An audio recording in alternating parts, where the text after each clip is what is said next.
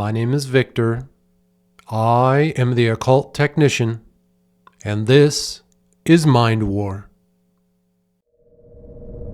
Mind War is sponsored by Victory Work Apparel. Use promo code Mind War. Join the Mind War today. Enlist at patreon.com/mindwar. Now, back to the show.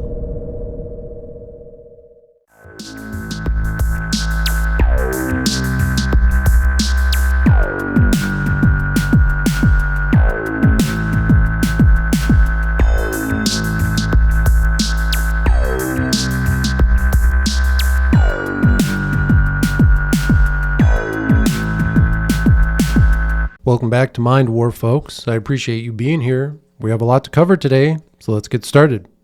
Folks, we are going to jump into the book Magic, History, Theory, Practice by Dr. Ernst Schertl.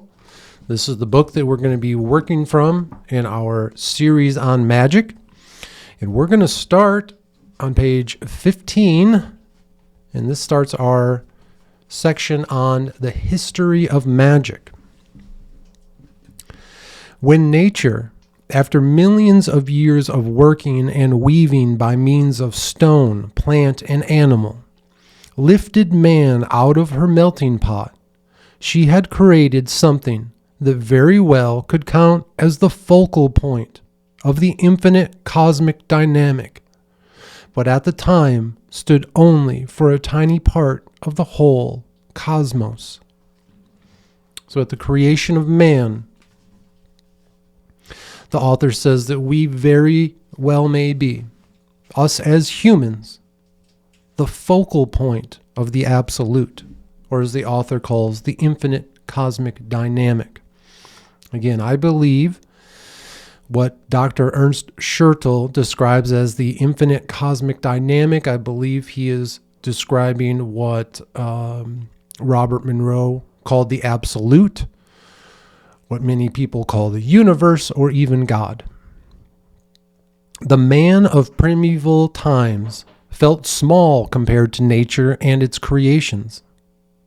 In all things and appearances, in mountains, clouds, rivers, in the world of the stars, in the fire, in the smoke, in the blowing of the wind, in the descending lightning, he recognized and admired forces and powers which were darkly related to him, but still stood above him. He still had a distinct knowledge that forces of the deep, filled with eerie significance, were also active in the bodies of pre-human creatures, a tree, an herb, an elephant, a bull, and even a toad. So the author is saying here that as early man, we would look upon nature with awe. The same way that many people, when they visit a city for the first time and see skyscrapers for the first time, they're in awe of it. I think throughout our time here, as a society, as a culture, over the last, I don't know if it's been the last few hundred years that got us to where we are today, but I don't feel that we are in awe of nature. I don't feel that we have that same connection to nature that we used to, where we would feel one with all of the other aspects of our earth. And that's not to be a hippie environmentalist type thing, but it's really just more to understand where we came from and our connections to our world, right? Through all of this came those peculiar processes and conditions that we today call illusions, hallucinations, delusions, suggestions, dreams, etc., which revealed to him a world of shaping strengths and are virtually hidden from present man. So, as early man went through and discovered nature and discovered life, they, they started to realize that there were things like illusions and hallucinations and delusions, suggestions and dreams. We live in the world of illusion here in the Mind War podcast. Not an illusion of magic trickery that you would see on stage or in a movie, but removing the illusion that has been placed upon us, right? Seeing past the curtain, right? Like the Wizard of Oz type stuff. That was a great movie. It taught us a very important, idea that there is someone behind the curtain pulling the strings. And when we, again, as that early man, the world was revealed to us through some of these illusions, through some of these hallucinations, right? We gained understanding through our delusion. Nowadays, again, that's evil, scary. Stay away from that type of stuff. Everything has to be black and white, logic, 1 and 0. But the author goes on here to say, the man of primeval times, sleeping and awake, felt himself surrounded by a reality of images that was pregnant by a dark, oftentimes gruesome meaning, and alive with mysterious powers. Whether we were awake or asleep as primitive man, we felt the reality of the images. Everything that we saw had meaning, and often it was a dark, gruesome meaning. Even after he had learned to somehow control these powers and make them subservient, the feeling of eeriness and evil did not vanish, and he still stood before these things with that strange mix feeling of superiority and fear, like an animal tamer before his beasts. That is how you are going to feel once you start to understand magic and start to practice it and start to recognize that it's working in your life. You are going to feel like a lion tamer. You are going to understand that you have not taken control of this beast in front of you, because no lion tamer has true control over their lion. We've seen the lions attack the trainers plenty of times. But instead, the good lion tamer, he works in concert with his animal. He is a partner with his animal. They work together in order to entertain the crowd, right? When we start to work with magic and we recognize that it is making effects and changes into our life, especially positive changes, we start to understand how truly powerful it is. And again, there is no fear here in the Mind War, but there is an awe. There is an honoring of the power. There is a recognition and appreciation for what we've learned. But be careful with it, because if you fuck around, it's going to bite you. We ourselves know little about the essence of natural things, about the inner being of animals, plants, and stones, and it is not possible that they, in a, for us, unapproachable world, receive and perform similar forces, like man in this world. We always adhere to the conscious calculation and design, and in doing so overlook that the best, even in all consciousness, always lies in the unconscious. But we have to perceive the unconscious force of design and efficacy of natural things and as tremendous, since from it originates the whole creation and our own self. The experience of this fact manifests in the rest of shock by nature, as is still present in a sentimental form in the modern nature feeling. We're not always conscious to the fact that, as man, we have tried to create things and build things and create systems, and we often look at our own systems and our cities in awe. Wow, look how big and powerful all of these things are.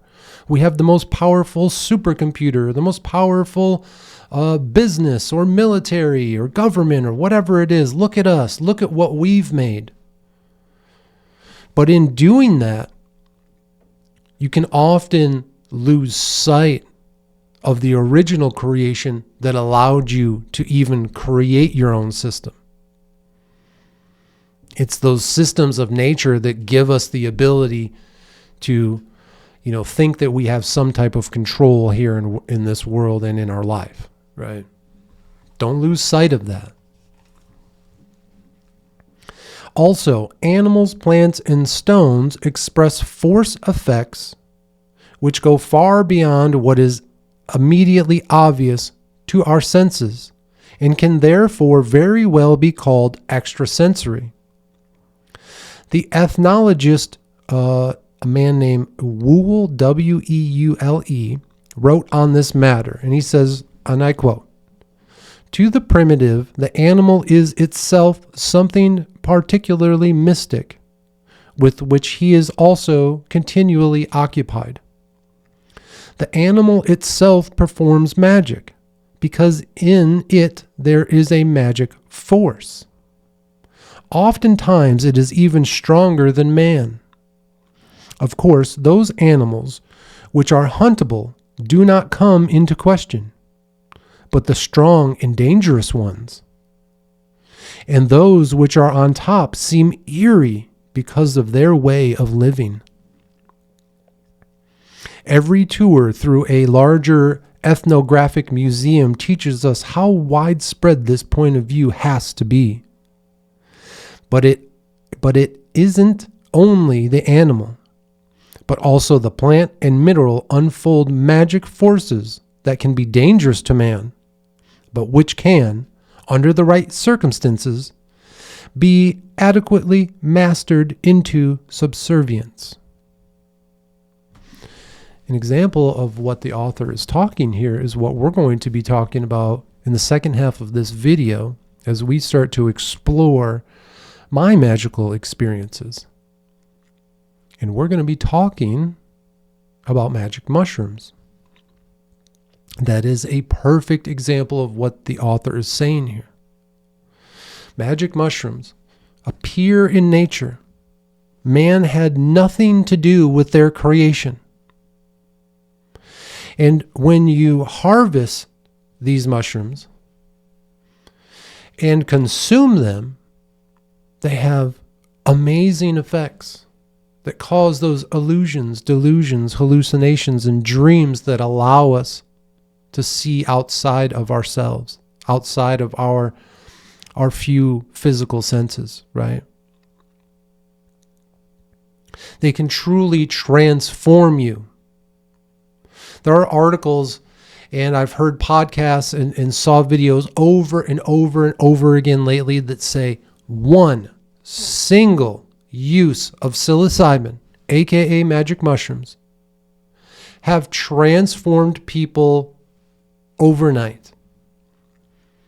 The people that have taken them just that one time talk about being happier than they've ever felt, feeling love like they've never felt before, being completely transformed. Talk about how with one single setting, they were able to destroy these illusions of pain and suffering and trauma that have been holding them down for decades. This is what we do here in the Mind War. And this is what the author's talking about. Okay?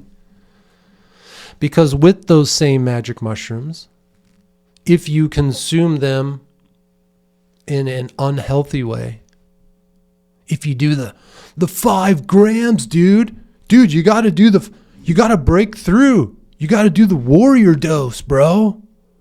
You got to take the 5 grams. No. If you do that, you're going to poison yourself. And you're going to end up curled up in the fetal position on the floor, throwing up, shaking, shivering, and feeling sick. And you're going to hate it. Because again, that warrior dose, it's a lie. It's not called a warrior dose. What's it called? The goddamn heroic dose, okay? If you take the heroic dose of mushrooms, again, what everyone tells you to do, what the internet tells you, got to take 5 grams, bro. No, you don't. It's going to make you sick, especially if it's your first time. You're not going to be able to handle it, and it's not worth it. There are times when maybe the heroic dose is necessary, and you can figure that out. But until then, low dose. Start slow, man. You can always take more, but you can never take less once you're in the experience. And that's the beauty of what the author is talking about here. Nature holds so many of these mysteries and powers. And when we use them, as he says here, when we adequately mastered them into subservience. Okay. I'm not a big, being the master, being subservient, forcing these spirits into the triangle. We'll talk about all this stuff, right? I'm not into that. I'm not trying to command the world of spirits here. That's not what it is. And as the author is going to teach us, it's a communion, baby.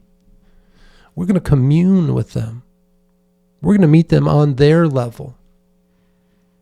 We're going to sit eye to eye with them and be equals, partners. That's what it is. It's not about subservience. It's not about commanding. When it comes to the mushrooms, I'm a partner with them.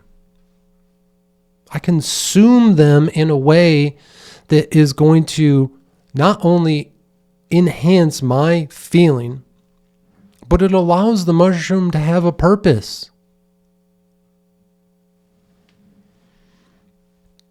Instead of, again, trying to take that heroic dose, trying to strangle the mushroom and saying, I can conquer you. Good luck, man. I did it a few times. I had a few rough times with the mushrooms, and you got to be careful, right? And that's what the author's talking about. There are hidden things, occult things in nature that are extremely powerful, and we can't forget that. All mastery is based on acquirement, absorption, compression, control, and design by way of subjugating the alien being to a new form law, embodying it into one's own world. And now this next part was one of the highlighted parts that Hitler highlighted in his copy of the book Magic, History, Theory, Practice by Dr. Ernst Schertl. And it says this: just like the body assimilates food, all fight for power is therefore a fight of hostile structures. Form is not dead, superficial, or unsubstantial, but the carrier of force, a mystical something that manifests itself in the proper sense of the image laws.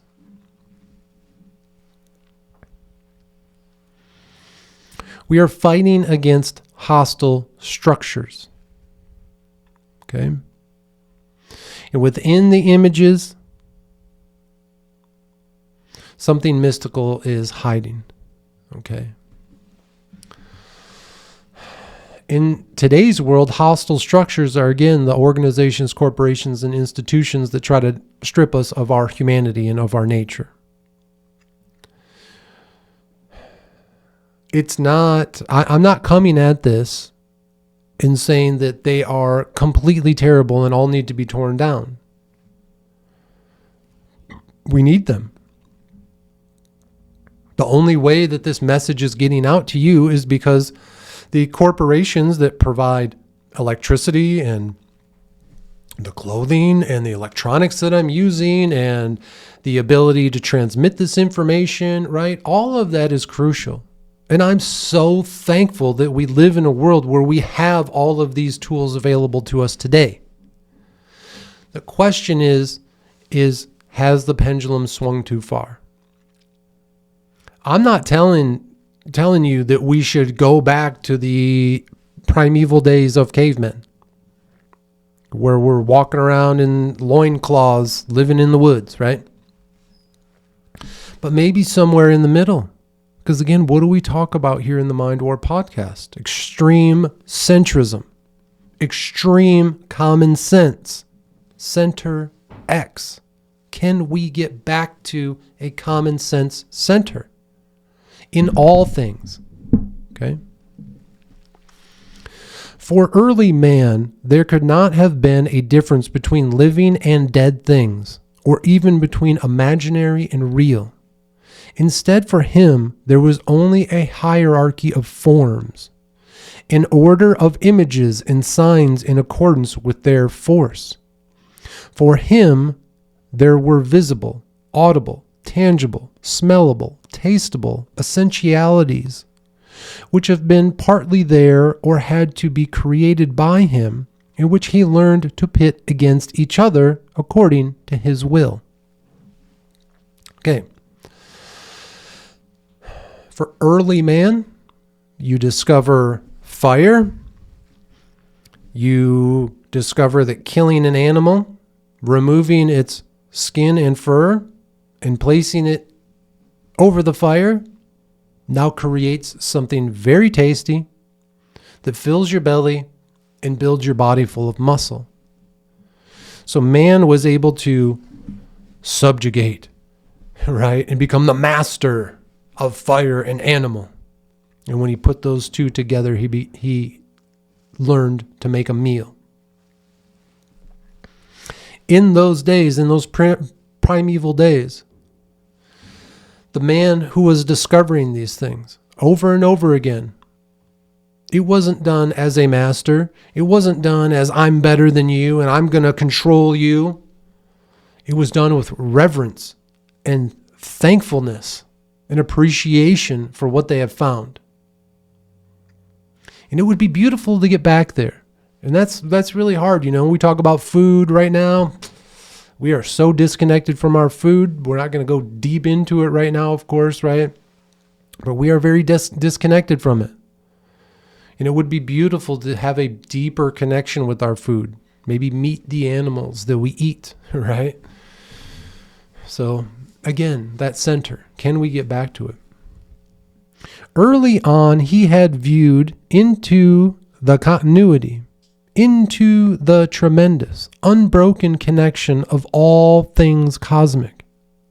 And so he knew that the smallest causes were able to trigger the biggest consequences, and that even the least impressive was not without relevance. When you're able to actually look out into our reality and understand that all things are connected together, we learn about the universe and how massive, almost infinite that it is. And we seem so small, like a particle of nothing compared to it. But without us, there would be no universe, because we are a part of it, just like it is a part of us, right? We are all together. It's a big concept to think about, but it's good. It's good to allow your mind to have these giant existential thoughts. Now, this is something that I highlighted as I went through it the first time.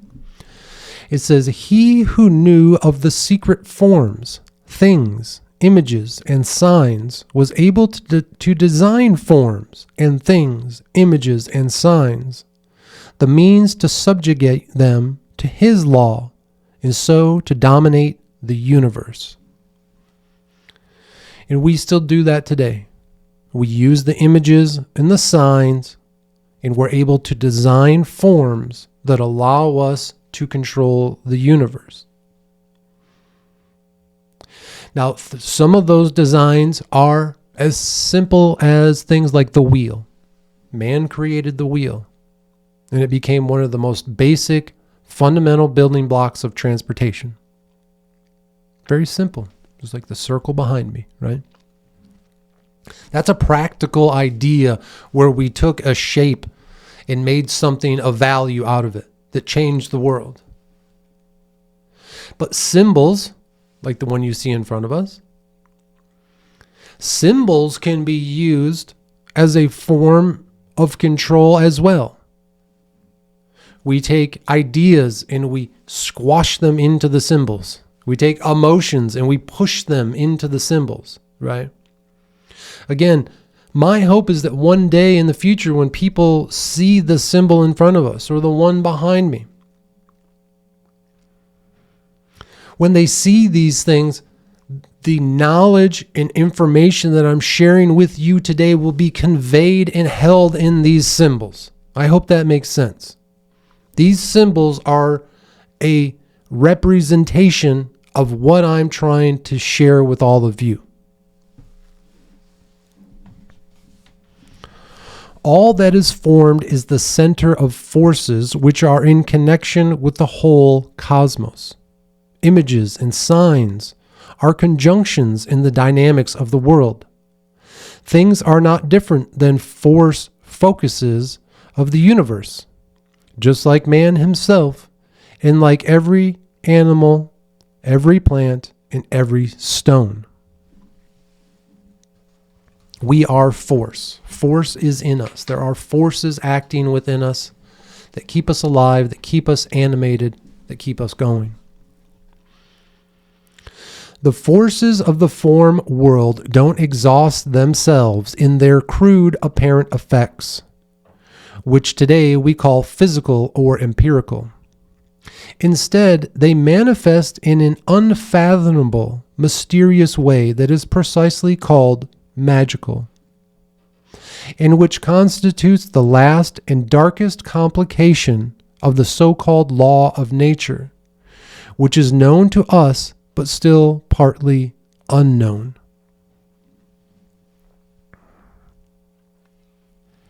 These forces that are out there in the world, again, unfathomable.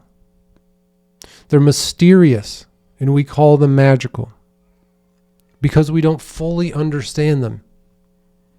But just because you don't understand something today doesn't mean that someone else doesn't and hasn't already figured it out. That's the hard part as we go through our learning process, right? Again, lifelong learning. I'm in my mid-40s. I'm still learning today. And I am simply sharing with you the things that I'm learning as an adult man, right? Someone who has had a lot of experiences in life, a lot of successes, a few failures. But it's through those experiences that I don't want to say give me authority to share this information with you, but I'm sharing this information from a place, again, of experience. You know, I've been through these things. I've been through the thing that you're going through right now. I've had that same battle.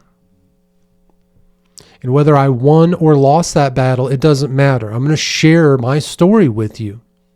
If I won the battle, you can take the techniques that I used to win that battle and you can win your own battle.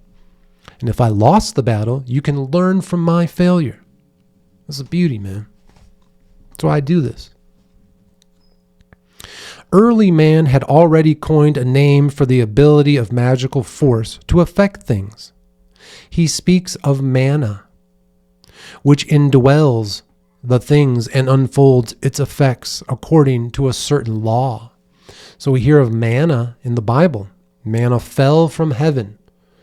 I've heard it described as some type of grain or something that showed up overnight when the people in the Bible were starving and they ate the manna. I don't think that's exactly what the author's talking about here.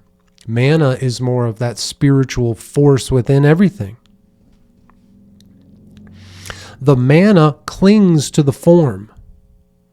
With its form, any object, any sound, any sign is a carrier of manna. With the replication of a thing, its mana is also transferred.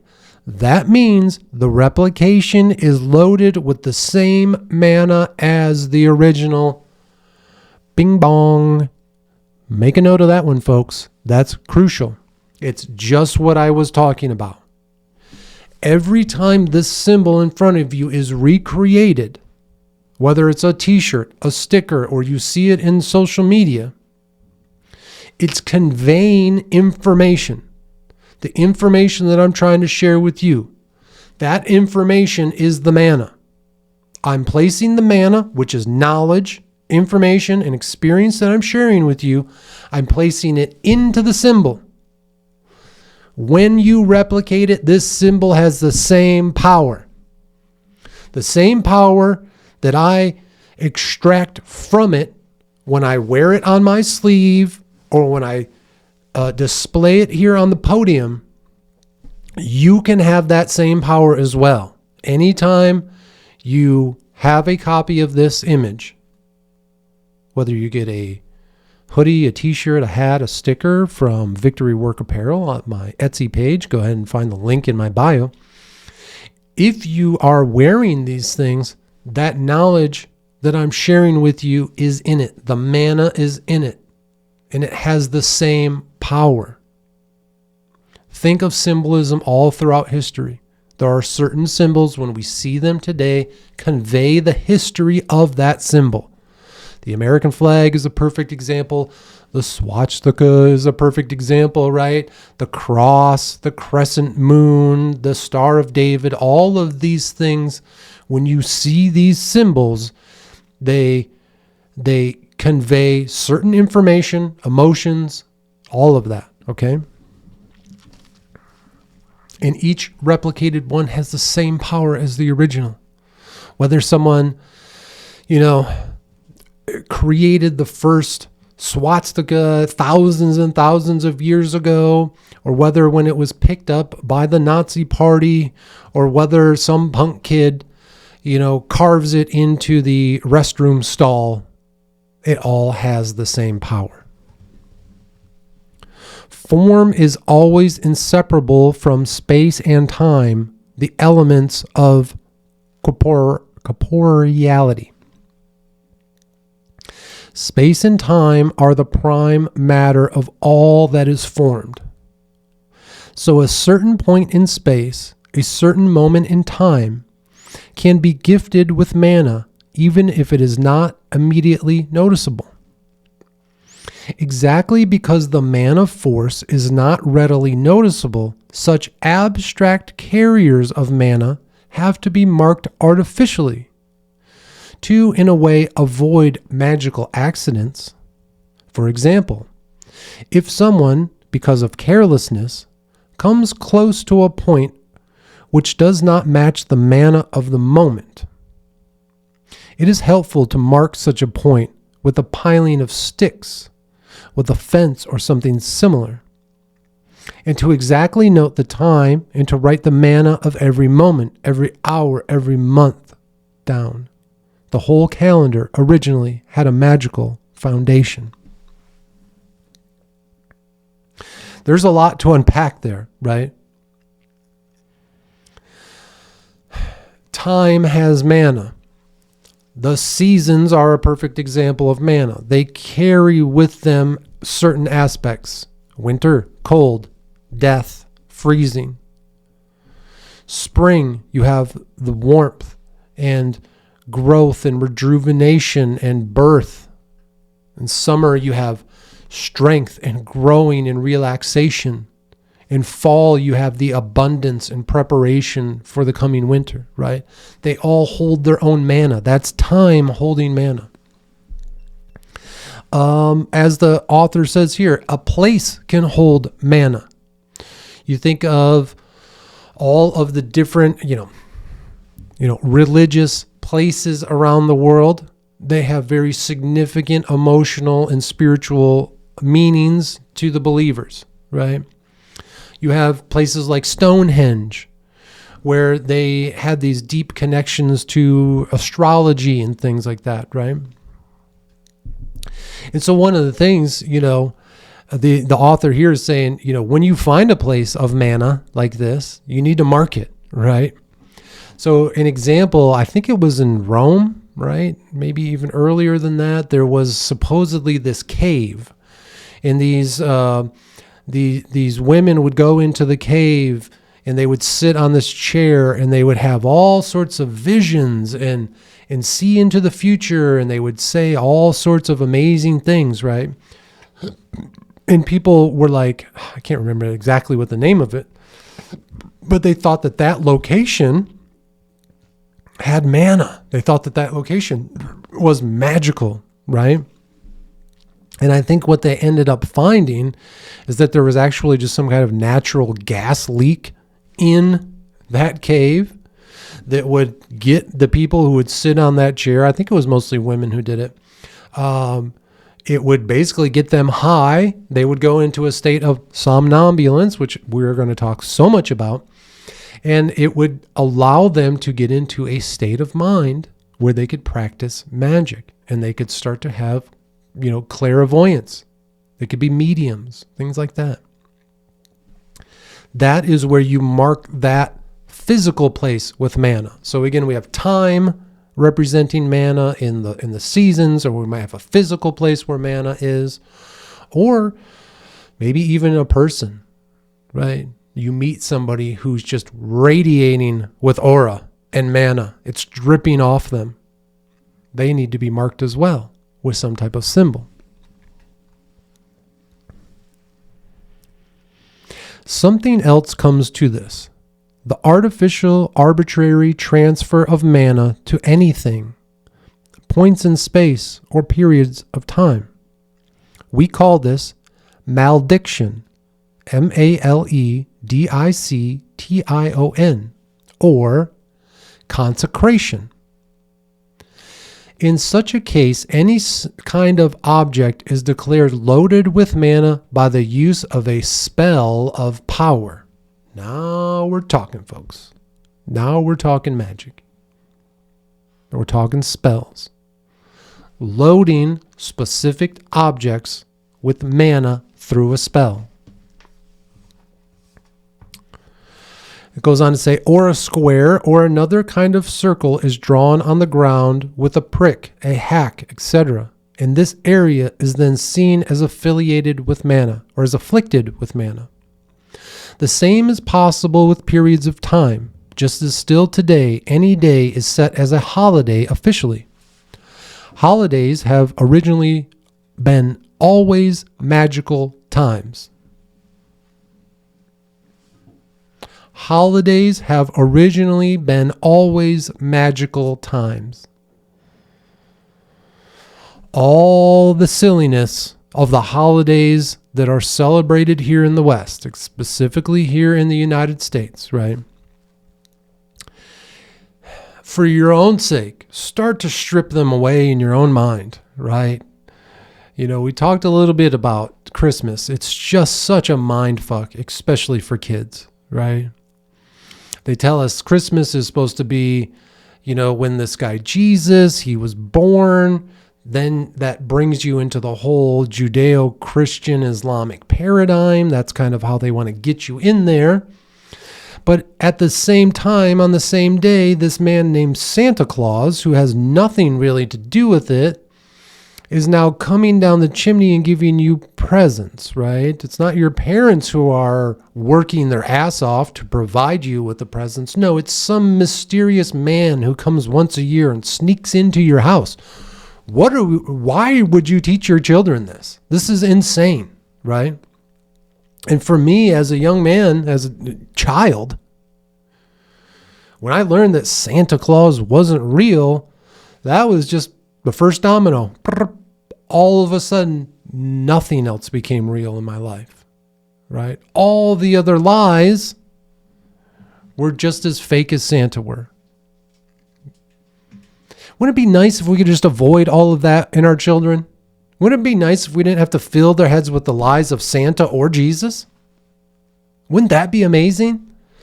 If maybe just, at the beginning of winter, We just celebrate the fact that, winter is upon us. We celebrate the season. We give ourselves some gifts in order to, occupy our time and prepare us for the coming winter, right? Instead of getting our children's heads all mixed up with these fairy tales. Sad. It's sad that that's what we've become in this country. Just a conglomerate, a patchwork, a quilt of nonsensical, non-connected fairy tales. It's just so unnecessary.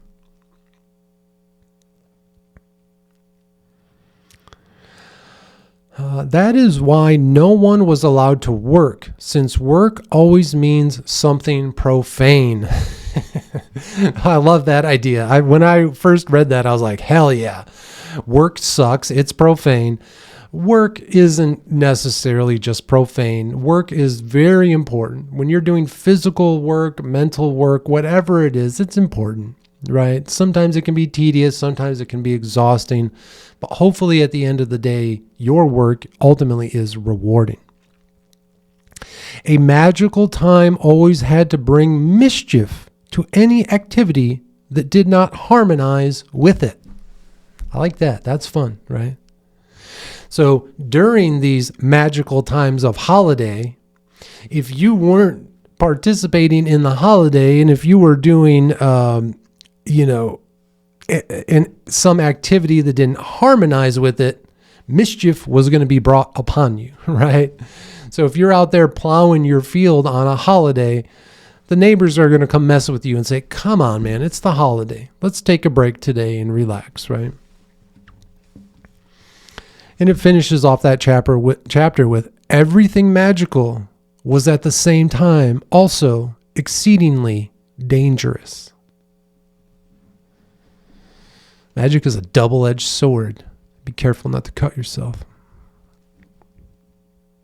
Arguably, all things are initially afflicted with mana, but do not to the same degree and in the same direction. In some things, the mana can be so weak that it does not come into question for practical use. In other things, it can reach a high degree, but be so one-sided that it is ineffective in all directions. The mana of a certain place, for example, can express that only no blood is to be shed there, but it can be neutral in every other aspect. Mana can be weak in some things. But just because the mana that we see in something might be weak, doesn't mean that it has no value whatsoever. Maybe with the proper care and feeding of that mana, it becomes something powerful. Or the mana is so powerful and to such a high degree that it ultimately becomes ineffective because you can't really use it effectively in any direction. You can't use it for anything because it's just too powerful. It would just destroy everything that it touches. Despite all things having mana, there will always be only a certain number of things which contain this mana in its highest intensity and with a multi-directional effectiveness and form. This fact early on came the distinction between magical and profane things. Arguably, in itself, everything is magical, and in itself also everything can attain the highest level of magical effectiveness. But for practical purposes, the aforementioned differences persist. The magical things, that means those which are gifted with mana in great measure, are considered to be taboo. That means eerie, holy. They are worshipped as demonic.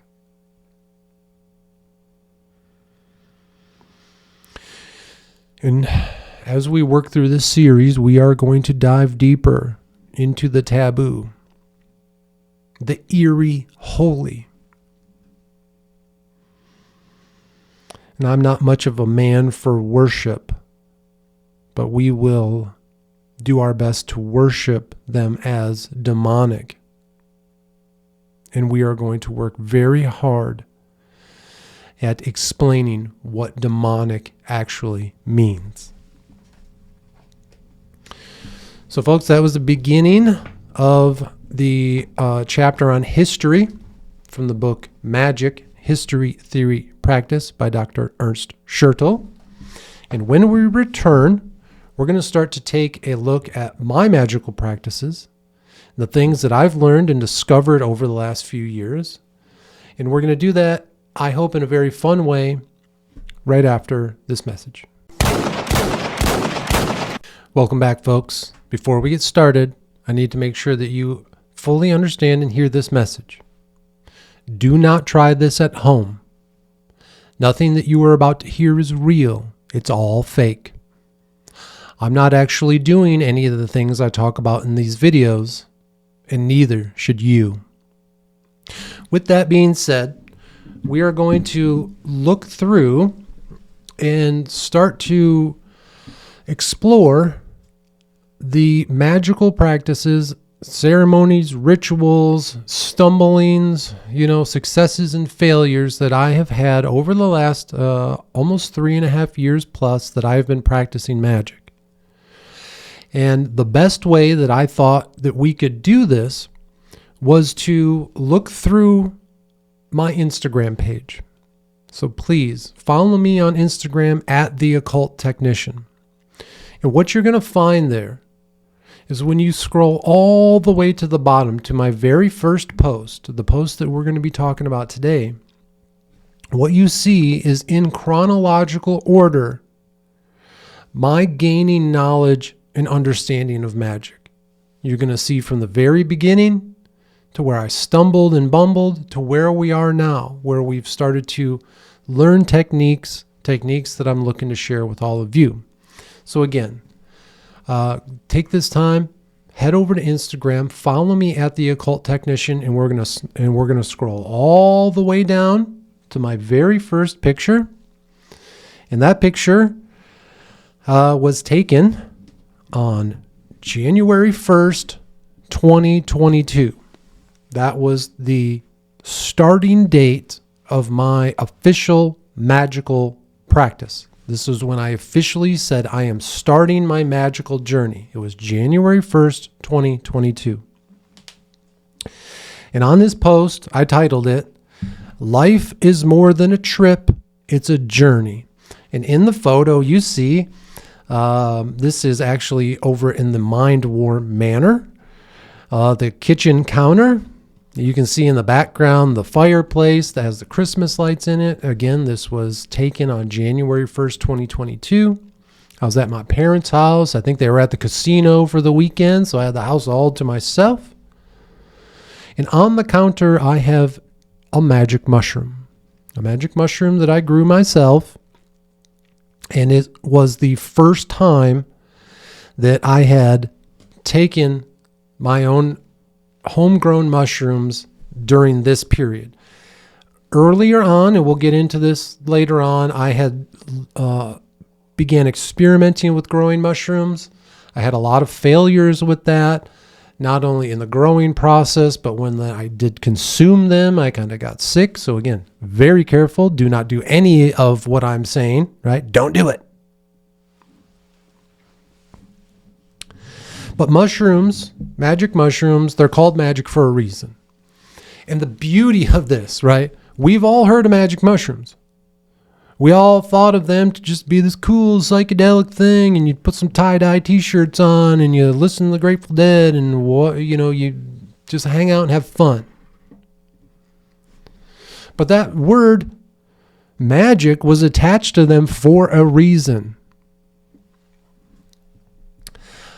When in Christianity we have the bread and the wine, right? The bread is supposed to represent the flesh of Jesus, and we're supposed to eat the flesh. And the wine is supposed to represent his blood. We're supposed to drink the blood. For me personally, you don't have to do this. Again, everything that we're going to talk about here, you can do your own style, have your own meaning, have your own personal relationship with. You don't have to do what I'm saying.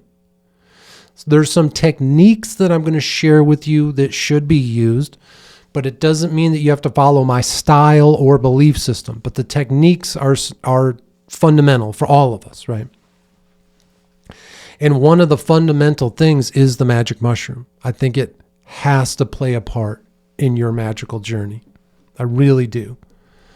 If you physically can't handle it, I understand. You know, there are other ways that we can do it. But again, like with the Gateway Experience tapes, you can listen to them sober, no problem. You'll still get an effect. But man, you take low dose THC and psilocybin and listen to those tapes and they skyrocket. They increase, their effectiveness increases 1,000-fold. For me personally, I believe, and for me, the magic mushroom represents the blood, or the bread, the flesh. It's one of the most important things that we consume during our rituals. And it has to be done with reverence and appreciation and not fear. We're not going to fear it, because if you go into it with fear, that's what you're going to experience, okay? But again, we're going to go into it with caution. We're not going to try to make the mushrooms subservient to us. We're not going to be their masters. We're going to commune with them. We're going to be their partners. We're going to learn from them just as they learn from us. So this in no way is a definitive grow guide for magic mushrooms, but I'm going to give you some tips and tricks that I learned along the way on how to successfully grow them, okay? You're going to have to do your own research, but there are some very basic and simple ways that you can do it. And I'm going to try to explain the simplest way, okay? So to start out, you need a place for the mushrooms to grow, okay? The fastest and easiest way that I've found is on Amazon. They have mushroom grow bags that are about this big. I'll try to have some images for you here on the screen. And within these bags, they are sealed plastic bags, and they have corn on the bottom. They have a layer of corn, like corn kernels, then hay, a layer of hay, and then a layer of soil, dirt, right? And towards the bottom of the bag, where the corn is, there is a small injector port, okay? Because these bags come hermetically sealed, and they are, what's the word that I'm looking for? Sterilized, okay? When you are growing magic mushrooms, the environment that you grow them in has to be sterilized. And this is probably the biggest warning that I'm going to give you when it comes to growing mushrooms, right? They can turn bad very quickly. Okay, so if you're growing them and they start to turn weird colors, turn dark black, dark brown, they start to turn green, they start to look slimy, they start to smell bad, ditch it. You're done. The whole thing goes in the trash. There's no trying to save it. Okay? The hard part is that you're excited. It takes a few months for the mushrooms to grow. 3 months, really. And that's really, honestly, super fast when we're thinking about what happens, right? It really is a very small turnaround time. So you do have to control your excitement, right? You're going to want that first batch to work no matter what, but if it doesn't, you can't do it. If your grow bag becomes contaminated and it starts to have mold and mush and smells, it's got to go and you have to start over. It's just part of the process, right? Or I guess, let me give you a caveat first. If you are in a location where magic mushrooms have been decriminalized, like here in Michigan, there are a lot of cities that have decriminalized it, and you have a dispensary that maybe sells magic mushrooms, go ahead, get them from there. If you have a friend who is an expert at it, get it from them. Most importantly, don't break any laws that are in your jurisdiction, okay? Again, I tell people where you're going to get in trouble with magic mushrooms, in my opinion, this is just my opinion, not advice, not legal advice, nothing like that. God, this is not legal advice, okay? But in my opinion, where you're going to get in trouble with magic mushrooms is if you start growing mass quantities and you start to sell them and you start making a lot of money without paying taxes, and God forbid you sell it to the wrong person and that person gets sick, right? You sell some mushrooms to the kid of the chief of police and he ends up throwing up all night. Well, guess what? There's going to be an investigation and you're going to get arrested, okay? So don't do anything fucking crazy. Grow small amounts for personal use. That way, if some authority figure does come in and try to harass you for it, you can say, listen, this is for my personal use, for spiritual purposes. I'm trying to do self-help. Again, none of this is legal advice because none of what I just said might hold up in court. Who fucking knows? They might still throw you in the slammer. But just don't go crazy with it. Don't go overboard. That's just an opinion, right? So, again, if you grow it and you see any type of signs of mold or anything off, it has to go in the trash. It's disappointing. It happened to me multiple times, but eventually it's going to work, okay? So when the mushrooms start to grow, smell is a very good indicator, not just visual, but smell. They're going to smell earthy. It's going to smell good.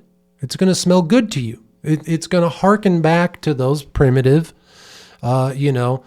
instincts that we have when you smell this earthy type of growth, right? So, again, you get your Amazon grow bags. It's the easiest place to start. You don't have to deal with any of the sterilization process and all that stuff we'll get into in a moment. So now you have your grow bag, but you might be asking, Victor, well, where do I get the mushrooms? How do I get those? What are they, right?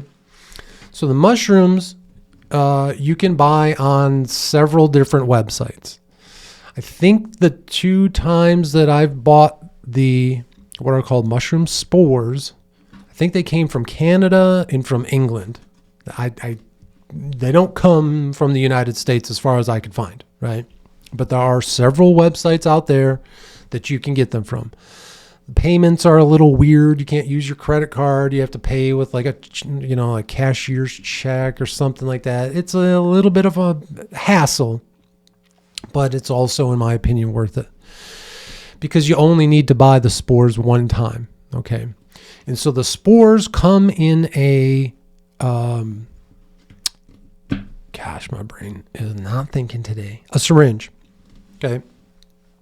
The syringe is going to be filled with water and millions of tiny little mushroom spores that are basically the seeds for the mushroom mycelium to grow from, right?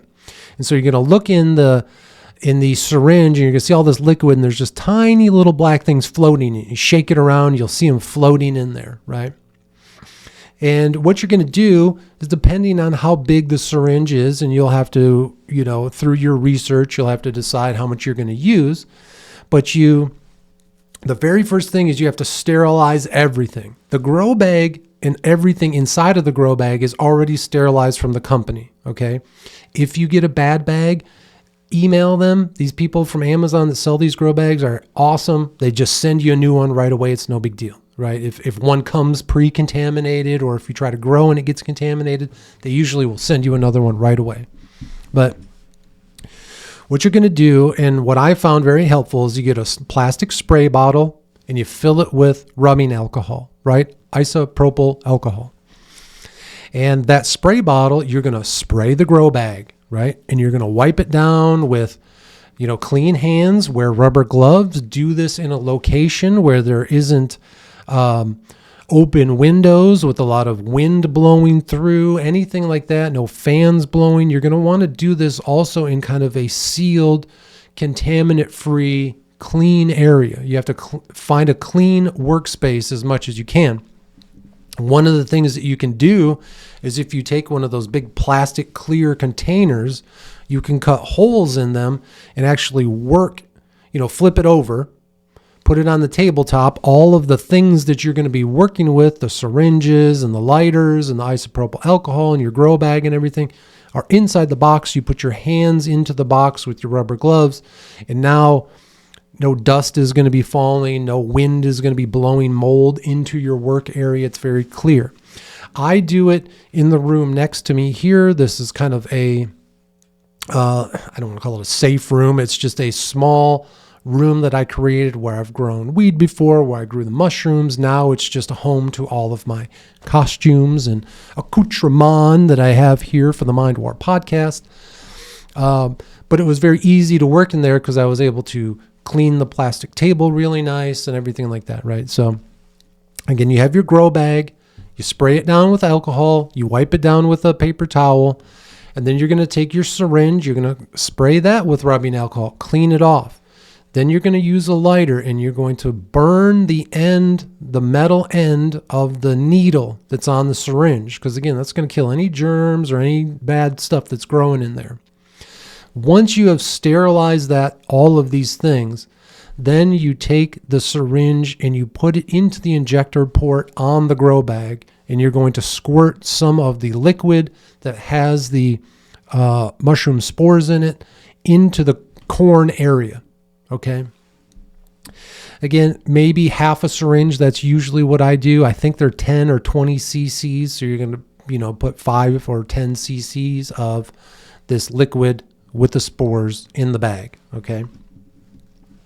Boom. That's it. That's it for about 2 months.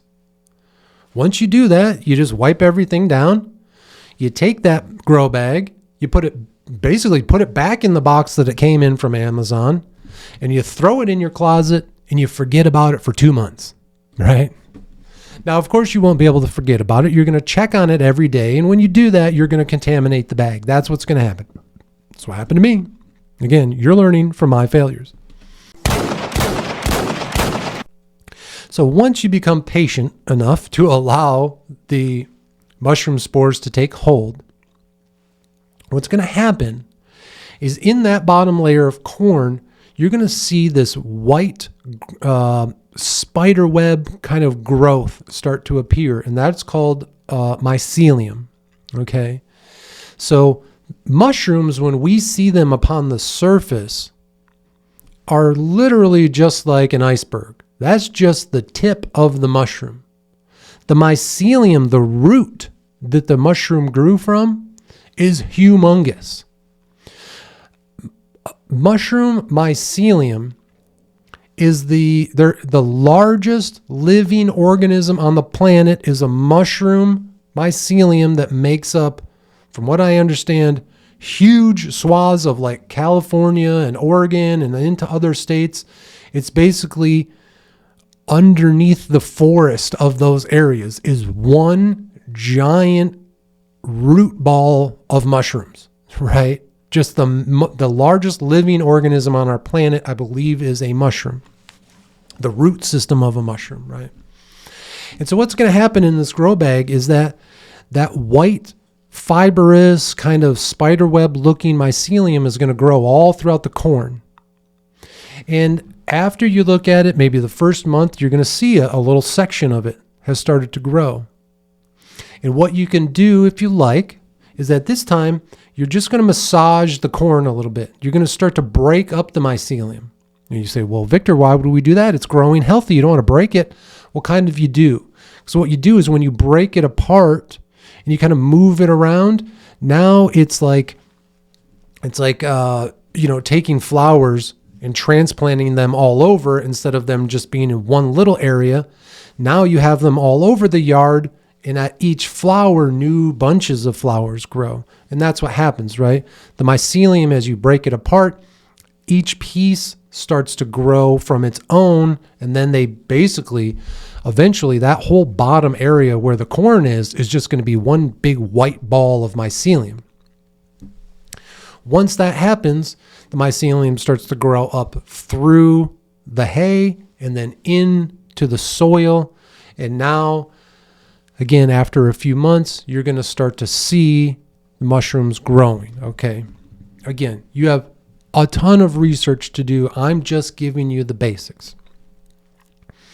So one of the things that you have to really be careful with is temperature and humidity. You want the room, the area to be nice and cool and pretty dry for this initial phase. But once the mushrooms start growing, they need a little more heat and a little more humidity. Okay.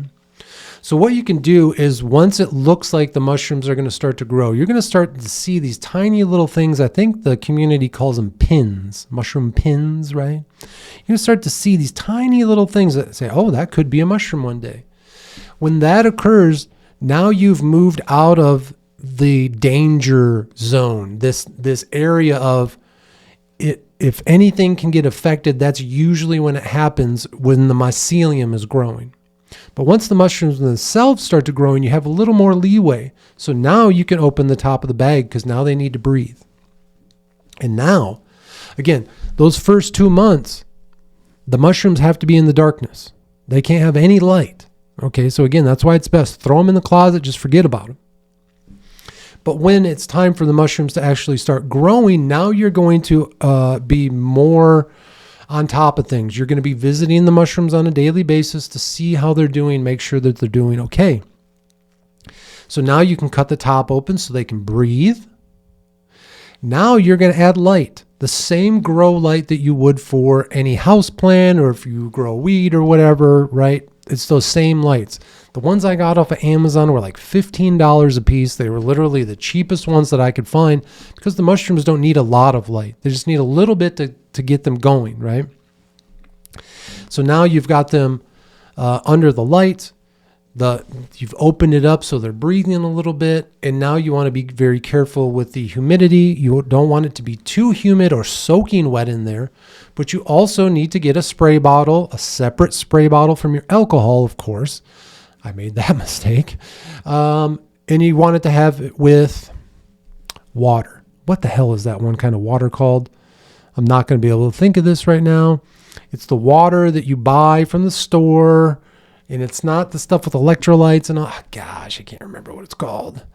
If I think about it, I think just about any type of water would work, even just faucet water. But you are supposed to buy this specific type of water. God, what is it called?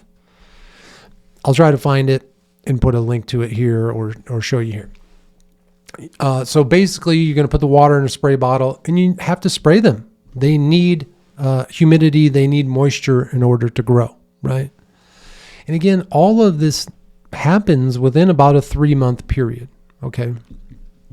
So one of the things that I did before I found those grow bags, I decided to try to do all of it DIY. So I got the Mushroom Bible. I read all through it. I learned all the different techniques. Very complicated. Some of it overly complicated. But there were a few things that I took away from it that I found that were very easy and worked well. Okay. So once I would start my mushrooms in the mushroom grow bag, but the bags were small. And so I like to transfer those into larger containers. They were easier to work with, right? And so what I did is I went on Amazon and I bought a whole shipment of these clear plastic containers that were made for shoes, right? They're not very big, the perfect size for what you need. They have a nice plastic lid on them. And what you're going to do is you're going to drill holes all along the side. I think I drilled 2 or 3 holes on each side. And then you're going to take a Band-Aid. And you're going to put a Band-Aid over top of it, or you can shove a cotton ball in there. Because again, we want to keep things as sterile as possible, but we want the mushrooms to be able to breathe. And so what I would put inside of these shoe boxes is the following. So I would get a large 5-gallon bucket from Amazon, a food grade bucket. They're usually white, and they specifically say food grade. They're not the ones you get from Home Depot to put your tools in. And what you're going to do is buy something called cocoa coir, which is basically the husk of a coconut ground up into basically kind of a soil. And then they compact it together in these perfect little bricks. And they send you these tiny little bricks of cocoa coir is what it's called. Again, coconut shell. And it feels like a soil. Then you're going to buy something called vermiculite. And vermiculite, again, you get all this stuff on Amazon, okay? So when you buy topsoil from the local hardware store to grow your flowers in the springtime, you dump that soil out. It's nice and dark and rich and it smells great, but it has these little white, rocks all throughout. Those white rocks are called vermiculite. It's nothing fancy. It's literally just these tiny little porous rocks that hold water. That's all they are. They just hold moisture. It's like a little rock sponge, right? So what you're going to do is in your white food grade bucket, you're going to take some of your cocoa coir, you're going to put it in there. You're going to take some vermiculite, you're going to put it in there. And then I think, was it calcium or something? I got it in the room next door. I'll check and see. There was another ingredient, a little powder that I would put in there. I don't know how necessary that was. But anyways, in your bucket, the cocoa coir, the vermiculite, it's mostly cocoa coir and a little bit of vermiculite. You don't need a ton of it. And what you do is you boil a huge pot of water. It has to be boiling hot, right? And you're going to take that boiling water and you're going to dump it into the bucket and then you're going to put the lid on top of the bucket. And what's going to happen is that boiling water is basically going to get soaked up by the cocoa coir and the vermiculite. It's going to kind of bring it to life. And now you have a base that you can grow your mushrooms in. Okay. And again, this is at a point where you're not so worried about the sterilization. Okay. So what I would do is once the mushroom mycelium really started to fill up those original grow bags, I would shake them all up, make sure the mycelium is as strong and healthy as possible. And when it's ready, what I would do is I would take those shoe boxes, I would put down a layer of my cocoa coir and vermiculite, and then I would take out about half of the grow bag. The corn, the soil, the hay, all of it. And I would put a nice layer down inside the shoebox, and then I would put another layer of cocoa coir and vermiculite over top of it.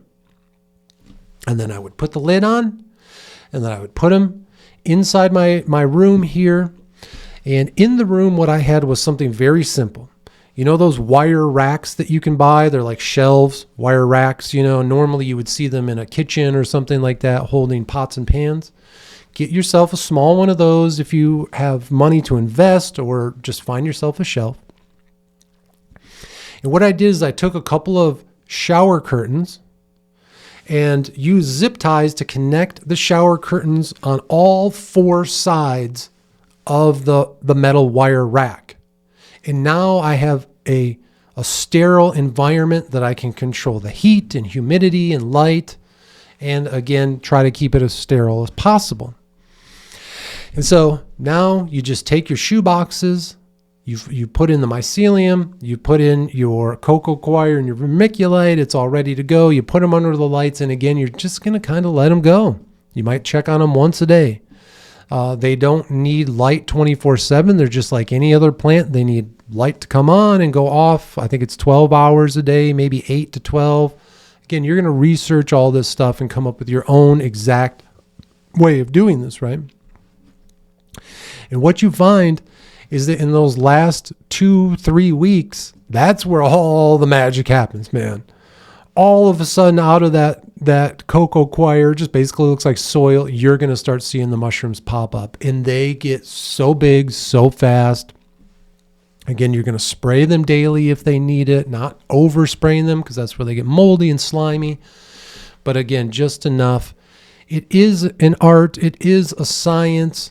It's a beautiful process. It's a lot of fun. This is a great project for someone. Right? For you, right? This is a great project. Again, don't do anything that I'm talking about right now. You're not going to actually do any of this, right? Right? Don't do it. But if you do, it is a huge and fun project, and it's amazingly rewarding because when you get done, now you have the mushrooms that you're going to use in your magical practices. With that being said, 90 days prior to January 1st, 2022 is when I began preparing for my magical journey. That's when I started growing mushrooms, 3 months before I even started practicing magic. Patience is a virtue, man.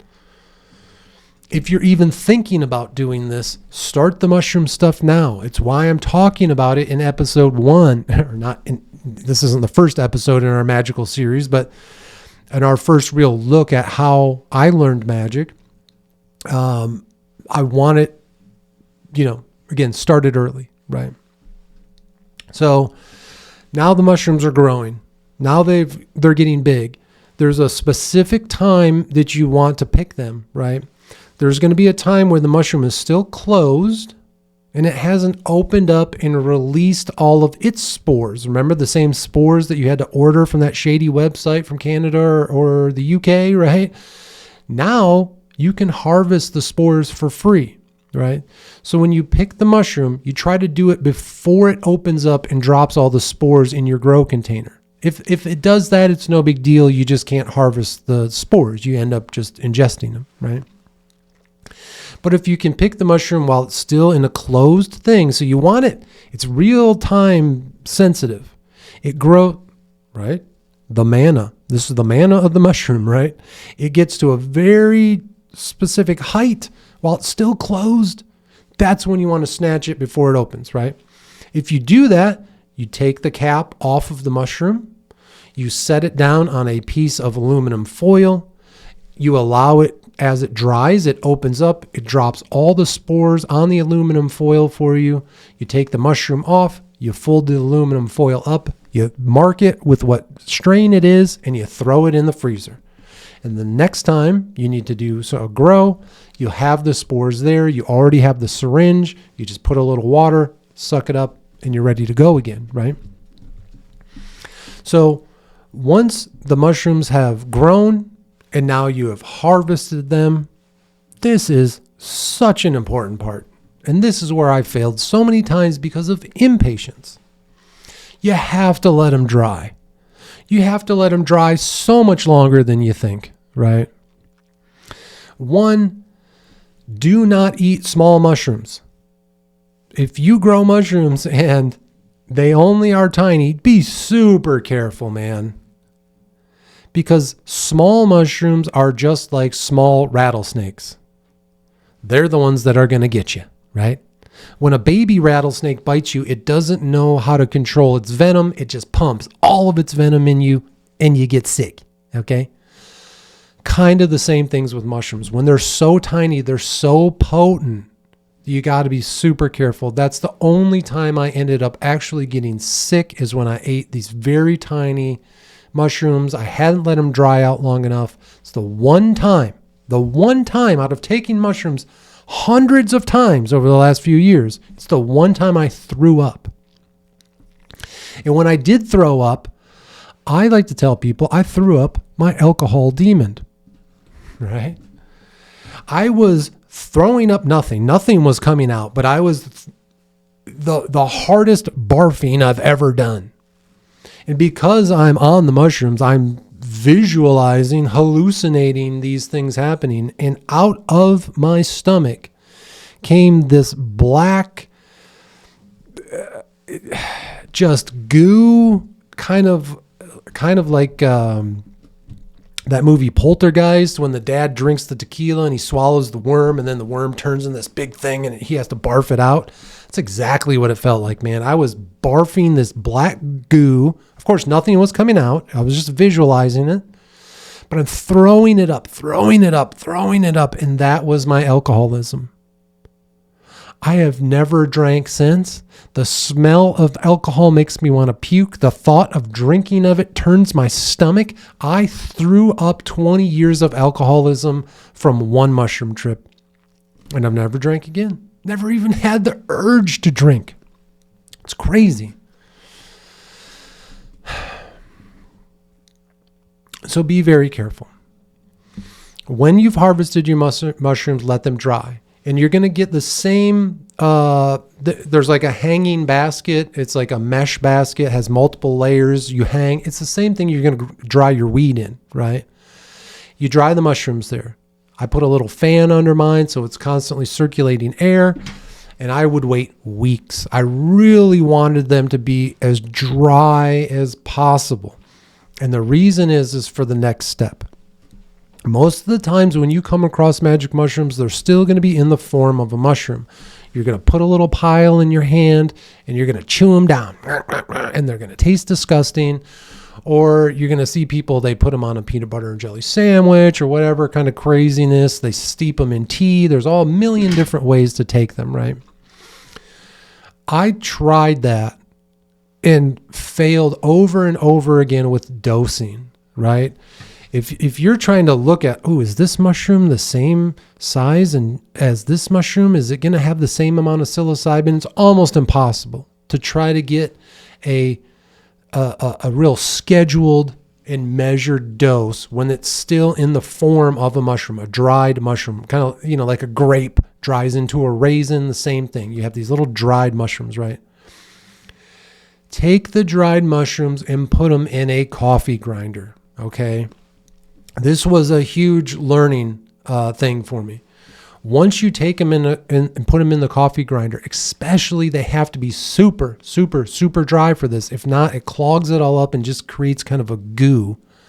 But when they're super dry, you grind them up and they become this fine, fine powder. And that powder is perfect for measuring dosage, making sure that you're getting the same and correct low dose every time. So much easier to store. Once you have it in a powder form, you're going to put it in a mason jar.